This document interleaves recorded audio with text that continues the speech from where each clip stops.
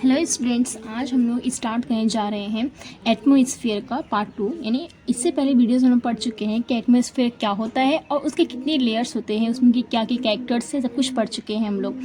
आज हम लोग पढ़ेंगे कि जो भी हमारा एटमॉस्फेयर है उसको हीट कैसे किया जाता है, यानी वो गर्म कैसे होता है। क्या एटमॉस्फेयर गर्म करने में सिर्फ जो सनलाइट की रोशनी वो काफ़ी होती है, या सब के सब रोशनी आती है गर्म करने के लिए, यानी जो हीट होता है वो किस तरह से पूरे एटमॉस्फेयर को गर्म करने में काम कर रहा है।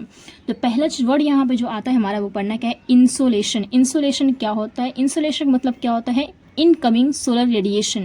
यानी हमको ये पता है कि जो भी हमारा सन है यानी सूरज जो है वो क्या है, एक सोर्स है लाइट का। यानी ये बोलेंगे कि हमारा सिर्फ सिंगल यूनिट है या सिंगल सोर्स है लाइट का, जिसकी वजह से हमारे अर्थ पे क्या होता है, लाइट आती है और ये जो हमारा अर्थ होता है वो हीट होता है। तो इंसुलेशन मतलब क्या होता है कि जो भी रोशनी सूरज से आ रही है उस रोशनी को, उस रेडिएशन को ही क्या बोल रहे हैं हम लोग, इनकमिंग सोलर रेडिएशन, या बोलेंगे उस रेडिएशन को हम कहते हैं इंसोलेशन। ठीक है, यानी इंसोलेशन आता है तभी उसकी वजह से क्या होता है कि हमारा जो भी अर्थ का एटमॉस्फेयर है, यानी हमारा ये अर्थ है, इसके चारों तरफ जो भी एटमॉस्फेयर है वो गर्म कैसे होता है, तो उसको गर्म करने के लिए जो भी हमारा रेडिएशन होता है वो आता है। यानी जो भी सोलर है, सन है, उसकी रोशनी, उसका हीट आता है किस लिए, तो जो भी हमारा एटमॉस्फेयर है अर्थ के चारों तरफ उसको हीट करने, उसको गर्म करने के लिए। ठीक है, तो ये हो गया इंसुलेशन। इंसुलेशन का मतलब क्या होता है, इनकमिंग सोलर रेडिएशन, यानी सन से यानी सूरज से आती हुई रोशनी को कहते हैं इंसुलेशन। क्लियर हुआ एक चीज़। तो अब ये जानते हैं कि क्या जो पूरी रोशनी आ रही है हमारे अर्थ पे वो सब के सब क्या हमारा एटमॉस्फेयर को गर्म करती है कि नहीं करती है। यानी अगर हम ये मान लेते हैं कि जो हमारा सन है उससे 100% रेडिएशन आ रहे हैं अर्थ की तरफ। ठीक है, ये हमारा अर्थ है, यहाँ पे आ रहे हैं किस लिए, उसको हीट करने के लिए। तो ये देखते हैं हम लोग कि क्या ये 100% जो भी हमारे यहाँ पे एटमॉस्फेयर है उसको पूरा हीट कर पाता है कि नहीं कर पाता है। तो हमको ये पता है कि हमारे अर्थ पे माउंटेन भी है, प्लेटू भी है, आइस है, तो कहीं पे हमारा बादल है, तो कहीं पे हमारा वाटर बॉडी है, तो कहीं पे हमारा लैंड है, ये सब कुछ है यहाँ पे। तो जब भी यहाँ से रोशनी आती है, यानी जो भी हमारा सन है वहाँ से रोशनी जब आती है अर्थ की तरफ, रेडिएशन जब आता है अर्थ की तरफ, तो जो रेडिएशन होता है वो माउंटेन के आइस से, माउंटेन से टकराता है और वापस चला जाता है, यानी रिफ्लेक्ट हो जाता है बादलों से, यानी क्लाउड से टकराता है टकराने की वजह से फिर वापस चला जाता है। यहाँ पे बहुत सारे डस्ट पार्टिकल्स भी होते हैं, उनसे भी टकराता है और वापस चला जाता है। तो ये भी देख रहे हैं कि सन से तो लाइट आ ही रहा है, लेकिन सब के सब जो है वो ज़मीन तक यानी यहाँ तक पहुँच नहीं पा रहे हैं, और पहुँचने में उनको बहुत तकलीफ भी हो रही है। यानी वो जो है उनको देख रहे हैं यहाँ पे, समझते कि ये सब गार्ड है। ठीक है, रोशनी यहाँ से आ रही है, इनसे ये टकराया, टकराने के बाद वापस चला गया। यानी जो है ये जो हमारा माउंटेन सरफेस है वो जो रोशनी है उसको और नीचे नहीं आने दे रहा है, यहीं से उसको वापस भेज दे रहा है। वापस भेजने की वजह से जो यहाँ पे वापस चला जा रहा है वो रोशनी, वो रेडिएशन अर्थ के एटमॉस्फेयर को हीट नहीं कर पाता है। यानी एटमॉस्फेयर, हमारा जो सन है उसे तो बहुत सारे हीट आ रहा है, बहुत सारे रेडिएशन आ रहा है, किस लिए, ताकि हमारा जो एटमॉस्फेयर है वो हीट हो पाए, वो गर्म हो पाए। लेकिन हम ये भी देख रहे हैं कि बहुत सारे पार्ट को, यानी जो हमारा रेडिएशन है उसका बहुत सारा पार्ट जो है वापस चला जा रहा है, जहाँ से आया था वहाँ वापस चला जा रहा है, यानी वो हमारे एटमॉस्फेयर को गर्म नहीं कर पा रहा है। तो हम यहाँ पे देख रहे हैं इस वापस चला जा रहा है, कहीं पे माउंटेन से टकरा रहा है, कहीं पे बादलों से टकरा रहा है, तो कहीं पे हमारा ये जो डस्ट पार्टिकल उससे टकरा रहा है। तो हम ये जानते हैं कि जो हमारा एल्बेडो वर्ड है उसका मतलब क्या होता है। एल्बेडो का मतलब यही होता है कि जो भी सनलाइट हमारा अर्थ की तरफ आ रहा है और वो बिना एटमॉस्फेयर को गर्म किए हीट करे वापस चला जाता है, तो उस प्रोसेस को ही, उस लाइट को ही क्या बोलते हैं, एल्बेडो बोलते हैं। यानी वो सनलाइट जो हमारे एटमॉस्फेयर को गर्म नहीं कर पाता है, बल्कि आने से पहले या पहुंचने से पहले ही वापस चला जाता है, वापस लौट जाता है, उस रेडिएशन को, उस पार्ट को हम लोग क्या बोलते हैं, एल्बेडो, या फिर एल्बेडो ऑफ द अर्थ। इसका मतलब क्या होता है, तो हमारा वो सनलाइट जो एटमॉस्फेयर को गर्म नहीं कर पाता है, गर्म करने से पहले ही वो रिफ्लेक्ट होकर के वापस चला जाता है, तो उस पार्ट को हम कहते हैं एल्बेडो या एल्बेडो ऑफ द अर्थ। जैसे जो भी हमारा सनलाइट आता है वो माउंटेन से टकरा करके 6%, यानी जब वो हमारा सनलाइट आ रहा है 100%, उसमें से 6% जो होता है वो माउंटेन से टकराता है, टकराने के बाद वापस चला जाता है। यानी 6% वो पार्ट है जो हमारे एटमॉस्फेयर को गर्म नहीं कर पा रहा है। ठीक है, फिर नेक्स्ट हमारा है 2% जो पार्ट होता है हमारे अर्थ के डस्ट पार्टिकल से डिफ्लेक्ट होकर के वापस चला जाता है, और 27% जो हमारा जो भी पार्ट है सनलाइट का वो क्लाउड से टकराने के बाद वापस चला जाता है। यानी हमारा जो भी सनलाइट आ रहा था तो वो तो बेचारा गर्म करने आ रहा था किसको, एटमॉस्फेयर को, लेकिन बीच में ये सब पड़ जाने की वजह से उसका इतना सारा पार्ट जो है वापस चला जा रहा है ना। तो हम कह सकते हैं कि 35% या फिर 34% पार्ट जो होता है वो एटमॉस्फेयर को गर्म नहीं कर पाता है। सनलाइट का 34 या 35% वो पार्ट होता है जो हमारे एटमॉस्फेयर को गर्म नहीं करता है बल्कि बिना गर्म किए वापस चला जाता है। उस पार्ट को हम क्या कहते हैं, एल्बेडो ऑफ द अर्थ कहते हैं। क्लियर हुआ है चीज़। अगर कोई क्वेश्चन आए कि एल्बेडो ऑफ द अर्थ किसे कहते हैं, तो सनलाइट का वो पार्ट जो हमारे एटमॉस्फेयर को गर्म किए बिना ही वापस चला जाता है, यानी हमारे एटमॉस्फेयर को गर्म नहीं करता है, उस पार्ट को उस सनलाइट को ही हम लोग क्या बोलते हैं, एल्बेडो ऑफ द अर्थ कहते हैं। क्लियर हुआ ये चीज़। तो कितना पार्ट वापस चला जाता है, 34 या फिर 35% जो होता है वो वापस चला जाता है। तो इस सोलर इंसोलेशन में तब क्या होता है कि सनलाइट से जो रोशनी आती है उस रोशनी को, उस रेडिएशन को ही क्या कहते हैं हम लोग, इंसोलेशन कहते हैं। अब इस इंसोलेशन में से 35 या 34% वो पार्ट होता है जो हमारे एटमॉस्फेयर को गर्म नहीं कर पाता है, बिना गर्म के ही वापस चला जाता है। तो उस पार्ट को, उस क्वांटिटी को ही क्या बोल रहे हैं हम लोग, एल्बेडो या फिर एल्बेडो ऑफ द अर्थ कहते हैं। ठीक है, ये सब क्लियर हुआ। इसकी वजह से हम लोग पढ़ेंगे कि जो भी हमारा एटमॉस्फेयर है वो कैसे गर्म होता है। ये तो हम पता चल गया कि हाँ इतना पार्ट है गर्म नहीं कर रहा है, लेकिन जो बाकी बचा हुआ पार्ट है 65 या 66%, ये जो पार्ट होता है वो हमारे अर्थ के एटमॉस्फेयर को गर्म करता है। तो क्या डायरेक्टली वो एक प्रोसेस के जरिए गर्म करते हैं या उनके लिए वो बहुत सारे प्रोसेस को अपनाते हैं, ये हम पढ़ेंगे। ठीक है, तो चलते हैं नेक्स्ट टॉपिक की तरफ। नेक्स्ट टॉपिक है क्या हमारा, process of heating of atmosphere, यानी जो हमारे अर्थ के चारों तरफ एटमॉस्फेयर है उसको हीट करने के लिए कौन कौन सा प्रोसेस है। क्या हमारा एक ही प्रोसेस है या एक ज़्यादा प्रोसेस है। तो यहाँ नाम लिखा हुआ है, पहला क्या है, रेडिएशन, नेक्स्ट हमारा क्या है, कंडक्शन, और फिर कन्वेक्शन। रेडिएशन, कंडक्शन और कन्वेक्शन, ये 3 प्रोसेस जिसके जरिए हमारा जो अर्थ का एटमॉस्फेयर है वो गर्म होता है, वो ये हीट होता है। पहले समझते हैं रेडिएशन के बारे में।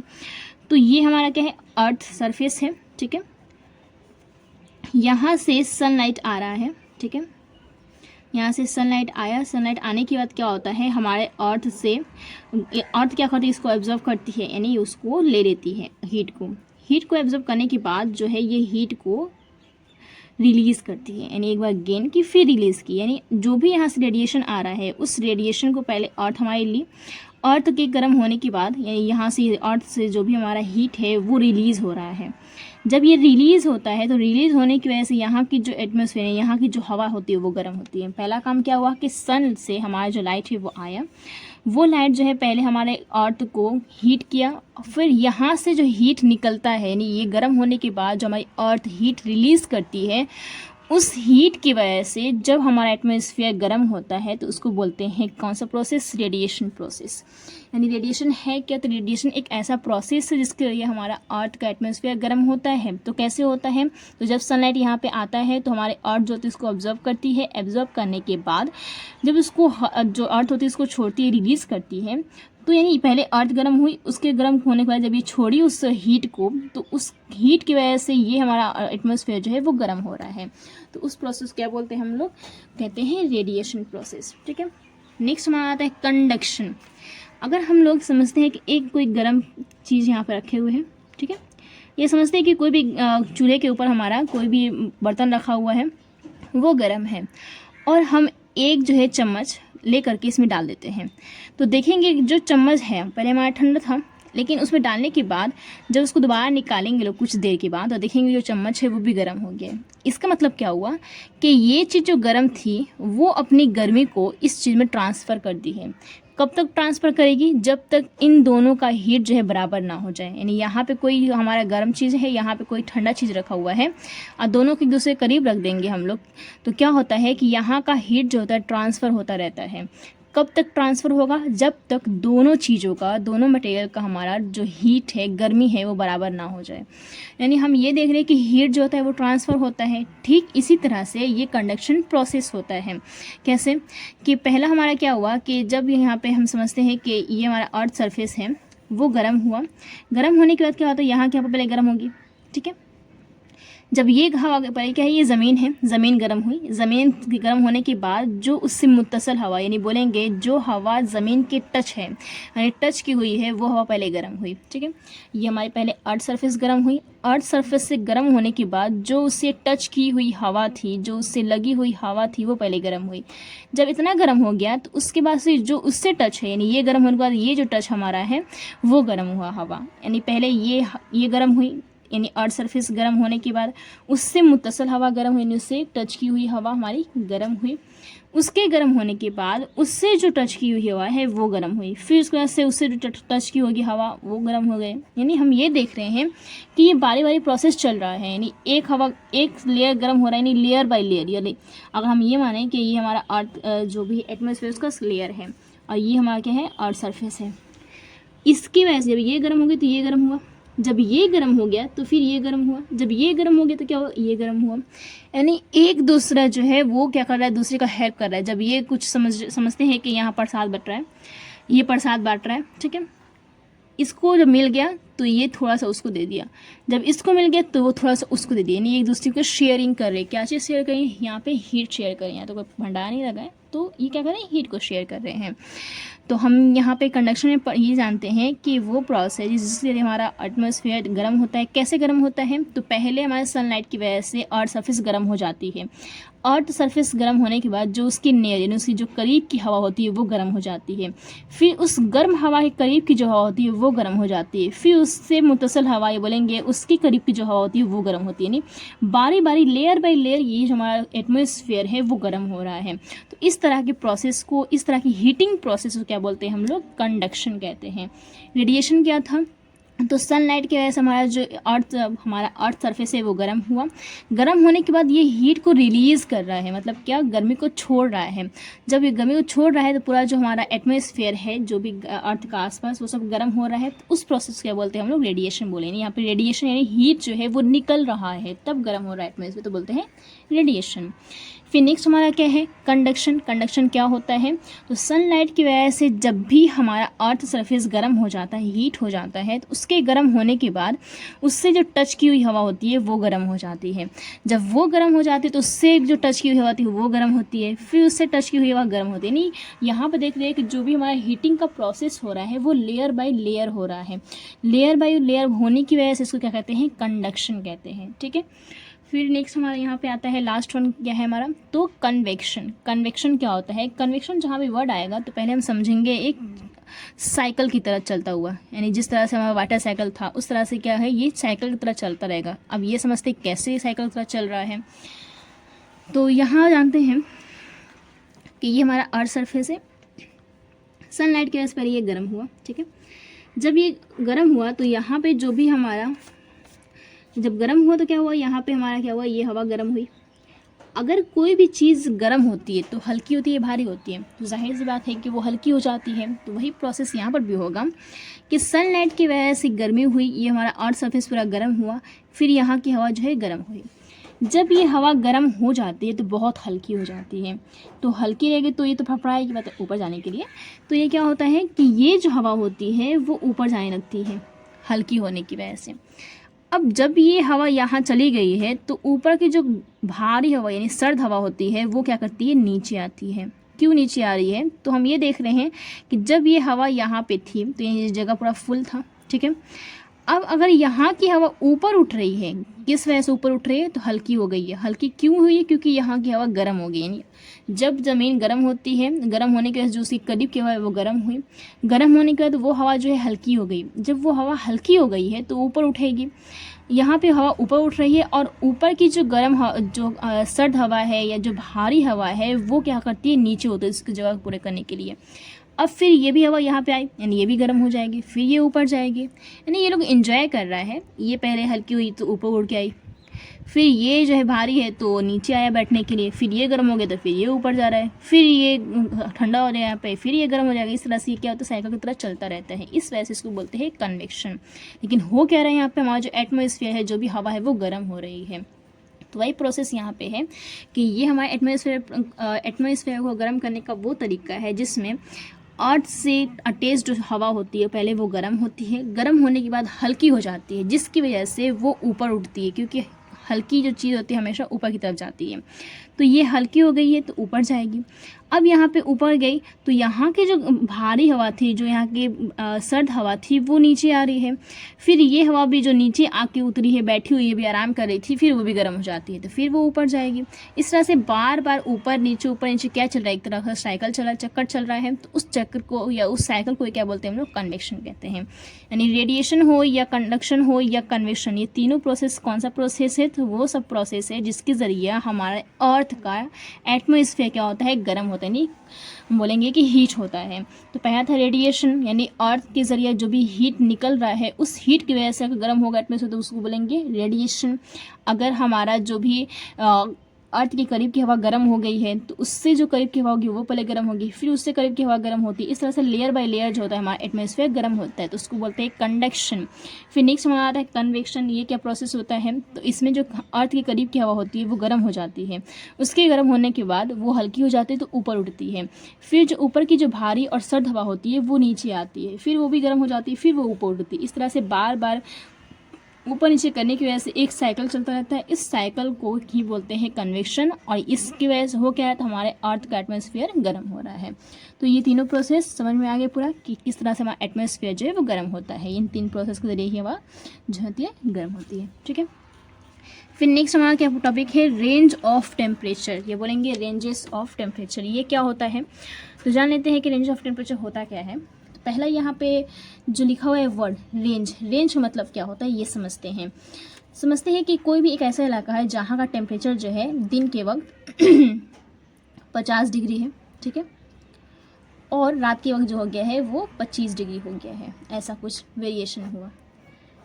तो जो इनके बीच का डिफरेंस होगा उस डिफरेंस को ही बोलते हैं हम लोग रेंज। क्लियर होगा। तो पहला यहाँ पे है कि रेंज ऑफ टेम्परेचर जो है वो उसको तीन टाइप में या बोलेंगे इनको तीन वर्ड में डिफाइन किया गया। पहला जो हमारा है वो क्या है, डेली रेंज ऑफ टेम्परेचर।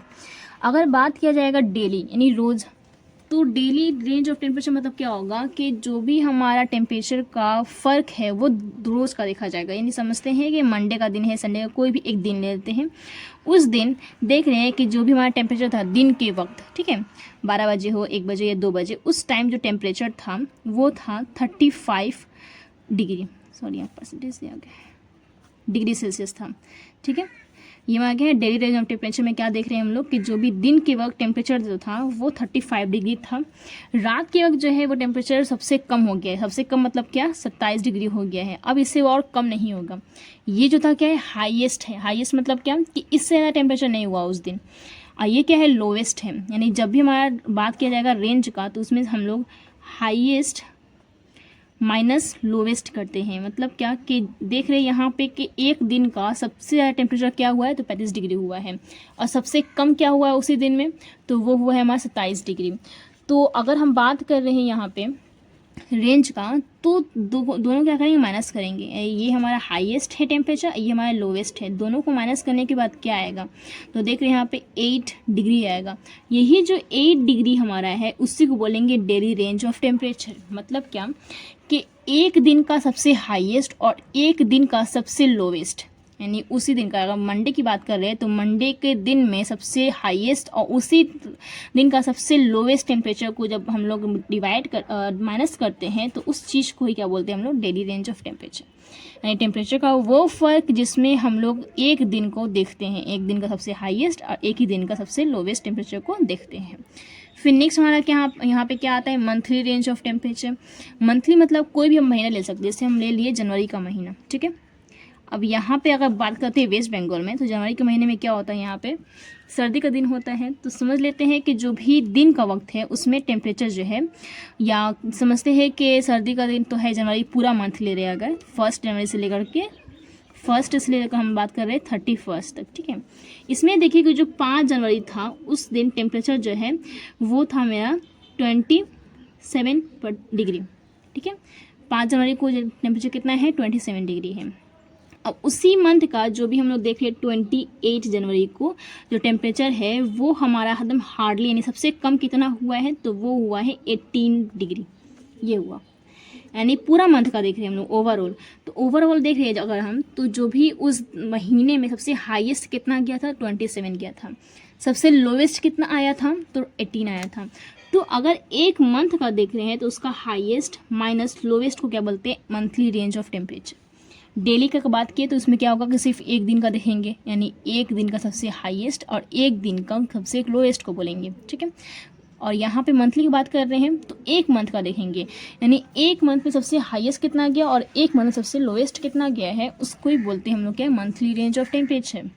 फिर नेक्स्ट हमारा क्या है यहाँ पे last, annual range of temperature, यानी पूरे साल का देखेंगे। ये समझते हैं कि 2023 इसमें देख रहे हैं हम लोग जनवरी का जो महीना है उसमें सबसे लोवेस्ट टेम्परेचर था, यानी समझ लेते हैं कि 18 डिग्री था सबसे लोएस्ट, ठीक है। उसी में हम लोग देख रहे हैं कि एक गर्मी का महीना है, यानी मई जून का महीना में टेम्परेचर जो है वो चला गया है 45 डिग्री सेल्सियस। पूरा साल का अगर बात करें हम लोग यहाँ पे, तो पूरे साल में सबसे लोवेस्ट जो टेम्परेचर गया है वो 18 डिग्री गया था, और सबसे हाईएस्ट जो गया उसी साल में तो वो गया है 45 डिग्री। दोनों के डिफरेंस को ही क्या बोलते हैं, एनुअल रेंज ऑफ टेम्परेचर। यानी जहाँ पर भी रेंज की बात आएगी मतलब हाईएस्ट माइनस लोवेस्ट होता है। तो इसमें अगर बात किया जाएगा डेली का, तो एक दिन का सबसे हाईएस्ट क्या था और एक दिन का सबसे लोवेस्ट क्या था, उसको बोलते हैं डेली रेंज ऑफ टेम्परेचर। अगर बात करते हैं मंथली रेंज ऑफ टेम्परेचर, मतलब क्या होगा कि एक मंथ का उस मंथ के अंदर सबसे हाईएस्ट कौन सा था टेम्परेचर और सबसे लोवेस्ट कितना है, उसके डिवीजन को या बोलेंगे उसके सब्सट्रैक्शन को क्या बोलते हैं हम लोग, तो मंथली रेंज ऑफ टेम्परेचर कहते हैं। अगर बात करते हैं हम लोग एनुअल रेंज ऑफ टेम्परेचर, तो यही इसका मतलब होगा कि एक साल का यानी पूरे साल में कितना हाईएस्ट टेम्परेचर था और कितना लोवेस्ट टेम्परेचर था, दोनों के सब्सट्रैक्शन को क्या बोलेंगे हम लोग, एनुअल रेंज ऑफ टेम्परेचर। यहाँ बात किया गया कि हमारा जो टेम्परेचर है वो कैसे वेरी कर रहा है और कितना वेरी कर रहा है, यानी पूरे महीने में, पूरे साल में या पूरे दिन में कितना जा रहा है ऊपर, कितना नीचे आ रहा है। तो ये हमारा हो गया पूरा क्लियर। यानी हम लोग आज पढ़े क्या कि इंसुलेशन क्या होता है, आज पढ़े हम लोग कि जो भी हमारा एटमॉस्फेयर है उसको हीट करने के लिए कितनी सनलाइट आती है और कितना गर्म कर पाती है और कितना उससे रिफ्लेक्ट होकर वापस चली जाती है। अगर हमारा एटमॉस्फेयर गर्म हो रहा है तो वो कौन कौन से प्रोसेस होता है ये पढ़ लिए हम लोग। फिर लास्ट हम लोग क्या पढ़े कि जो भी हमारा टेम्परेचर होता है उसका रेंज क्या होता है और उसके कितने टाइप है यहाँ पे। तो ये हम लोग पढ़ लिए, आज के लिए इतना काफ़ी है। फिर मिलते हैं नेक्स्ट वीडियो में।